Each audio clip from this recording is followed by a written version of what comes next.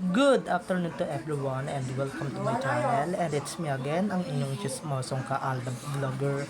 Gusto ko munang magpasalamat sa inyong lahat sa mga walang sawa na tumatangkilik, nanonood, sumusupport at sumusubaybay ng mga content ko here on my YouTube channel. So huwag ninyong babaktawan na lalaktawan itong ating content ngayong araw. I'm sure na hindi ninyo pagsisisihan na pinanood nyo ito mula umpisa hanggang hulihan. And syempre, huwag kayong mag-i-skip ng segment. Okay, buuin nyo to start to finish, and don't forget to share this video. So dumako na tayo sa ating main topic for today's video. Nako guys, ba't itong ba't biglang haba ng kamay ni Bane, biglang may muscle. So hindi na ba na kaya ng editing ninyo or ng editing skills ninyo? So ito na guys, watch this. Mamaya ipapaliwanag sa inyo ng buong buo. So ito na guys, watch this. At kung nakita nyo na ngayong recap, so once again si TT o sa mga admins, dumako na tayo sa ating main topic for today's video. Gaya nga ng sinabi ko kanina, mukhang hindi na tinatamlan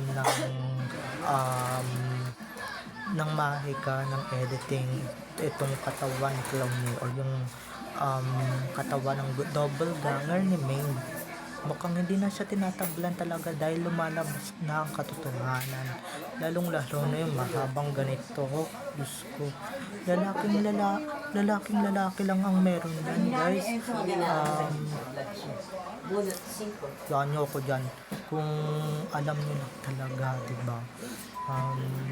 At kung marunong kayong mag-analyze or mag-analyze, talagang dyan ninyo mahahalata talaga na talagang hindi si Main yan or talagang lumalabas ng katotohanan.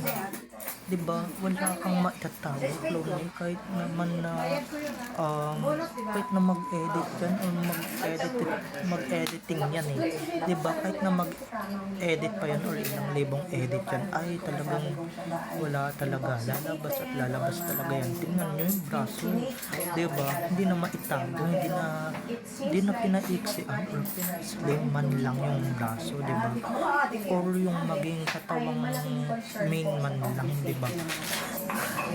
Halatang talaga na talagang katawang lalaki talaga yan si Main, o katawang lalaki talaga yan si Clowny.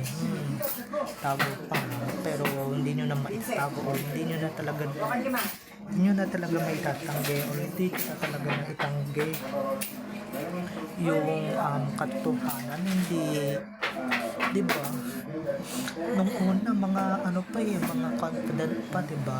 Kasi hindi naman talaga nabobuko, pero ngayon nowadays talagang nabobuko na sila. Diba? Medyo nakakatawa man lang or nakakatawa nga, diba? Medyo nakakaloka at ako guys, never na akong na-shock or never na akong masashock dito kasi nga, diba? Medyo may mga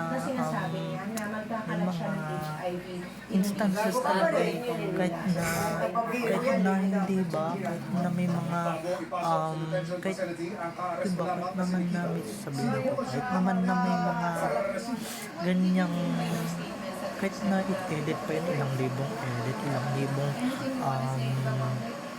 patong or pa yung katawan ng babae pa yung i-edit ninyo dyan, wala nga, hindi kayo matutuwa at hindi kayo hindi, kahit ano pang sabi ninyo, hindi nyo na maipagkakaila ang katotohanan, diba? Lumalabas na maski nga yung dibdib ni Clowny o ST ni Main, diba? Di nyo nga magaya-gaya, ano nga buto ang dibdib, diba? Klaseng editing yan sa mga body parts man lang guys, sa mga body parts man lang. At saka ito alam naman na natin si Main medyo pitit lang, medyo pitit at medyo maliit ng konti, diba? Maganda yung pangangatawan, maganda yung braso, pero Itong si ano, itong si Cloney, ay naku, talagang bukod sa buto-buto na ngayong dibdib, long-legged pa. Eh si May talagang, hindi naman long-legged yung babae niya, hindi naman talaga long-legged yung si May. Diba? Kung ako sa inyo, diba? Dito kayo maniwala, diba? Paano na, diba? Sino yung mga niloko nila? Sino yung mga tinarantado at winalangyaya? Diba? Sino yung mga ginago nila? Sino yung mga uutukin nila o mauuto pa kaya nila? Eh, dito pa nga lang, booking na sila eh. Diba? Dito pa lang sa mga kawalang na anak kagaguhan nila eh. Dito pa lang sa mga kapalakpakan nila eh. Diba? Booking na sila. Kaya, sorry, you'll never win or gonna be win sa mga binabalak ninyong kagaguhan at katalantaduhan. Hindi, akala ninyo dati nakakalusot kayo, pero ngayon hindi na, kasi nga may mga may mga instances talagang hindi nyo napagkakailan, hindi nyo na talagang itatago pa talaga ng bonggang-bongga, diba? May mga ganun talaga, diba? Na kahit anong lusot nila, kahit anong gawin nilang palusot, wala, nga, diba? Sino pa ba yung kilala nating mga desperado, siyempre mga army, napapalabasin nilang si Mian Hoy. Kilala na namin yung katawan ni Ming. Kung kilala nyo na yung katawan ni Ming since 2015, guys, hindi yan long-legged, okay? Hindi yan katawan ng isang lalaki. At si Ming, hindi yan katawang lalaki, okay? Dahil si Ming, medyo katamtaman lang talaga yung niya, yung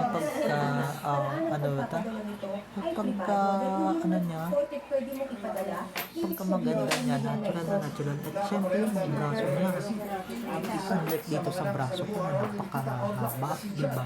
Ganyan lang talaga, ganyan yung mga ng lalaki, guys. Pero yung babae, wala tayong kilalang ganyang lalaki ay ganyang babae, diba? Pero naman sino ilat ng napapanood ko sa TV, lahat ng napapanood natin, maski si Maine, diba? Tapos sana man lang, diba? Hindi na yata nila kinakaya o hindi na nila kinaya yung pagiging, hindi na nila mapangatawanan yung pagiging edited, and syempre yung pagiging desperada na fandom daw kuno, pero sila yung fandom na booking na talaga, yung fandom na kahit anong edit nila, may talagang kapalpakan, diba? Diba? Sana naman lang pinutol nyo to, pero kahit naputuloy nyo yan, kahit napaigsaan yung tinatawag nating arms, diba? Walang mabubuti pa rin talaga dun sa pinagtabasan, pero wala talaga. Yung mga ganyan talagang taong, yung mga ganyan talagang instances, talagang mga kahilihin, diba? Wala talagang buko na sila at nabuking sila. Kung kayo talagang pakisupport at taga-subaybay ni May noon pa man, 2015 pa, talagang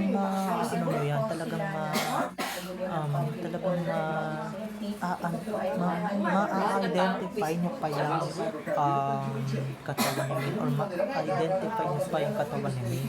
Diba na walang ganyang itsura, walang ganyang braso si May, walang ganyang siko si May, walang ganyang arm si May, pati balikat sobrang haba, diba?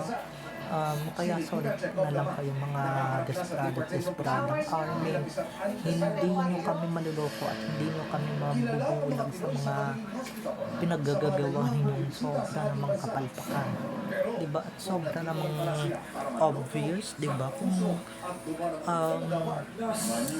Kung marunong kayo makiramdam sa mga poses ng mga army, syempre 'Di ba? Kung marunong din naman kayo magsoko, 'di ba? Kung marunong lang kayong mag-analyze edi siyempre ma-a-analyze niyo 'yan or kung matalino talaga kayo, 'di ba? Ipag-compare niyo na lang yung original na main na nakikita natin noon sa Itbulaga hanggang ngayon na nakikita niyo pa rin siya sa Itbulaga, 'di ba? So, eto lang sasabihin ko, napakalayo, sobra, 'di ba? Bukod sa, 'di ba? Okay na given na yung boses kasi natatakpan naman ang boses ni Ming pero 'di ba doon talaga gayang-gaya niya pero yung sakong yung hita yung legs ay naku talagang may mga muscle din pati itong arms niya may muscle din 'di ba may mga ganun siya so yun ba talaga yung tinatawag niya yung main 'di ba edi sige fine kung yan talaga yung tinatawag ninyong main para sa inyo ganyan pero para sa amin talagang ADN ang patatalino at syempre hindi pinanganak kahapon at hindi Parang bubong dragon na ano eh. diba mga hindi pinanganak mga hindi pinanganak kahapon diba kung naiisip naman lang din yung mga paganyan-ganyan ay naku po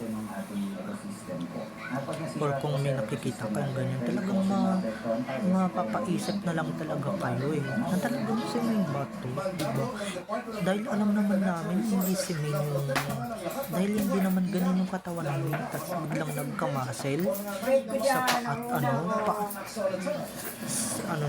paat braso niya diba pero yung mga pumupunta sa studio ng Itbulaga talagang alam nila yan diba pero since 2015 yan diba kilala na natin yung katawan namin at saka yung kutis hindi main okay hindi main yung kutis na yun syempre yung mga kachismisan niya talagang nandoon pa rin diba kaya diba palpak na sila this 2026 wala na mga desperado na talaga ang mga tatawag dyan sa hinayupak yan dyan kay Main or tatawag ng Main yung hinayupak na yan diba sino bang tarantado ang tatawag dyan na katawang lalaki katawang maton ito lang ang layo ng katawan ni Main dyan yung ayan yung nakikita ninyo dyan sa video na yan yung nakikita ninyo dyan is katawang maton alam niyo ba yung mga construction workers nakilalaki ng braso bato-bato yung katawan ay naku ganyan yung ni Clowney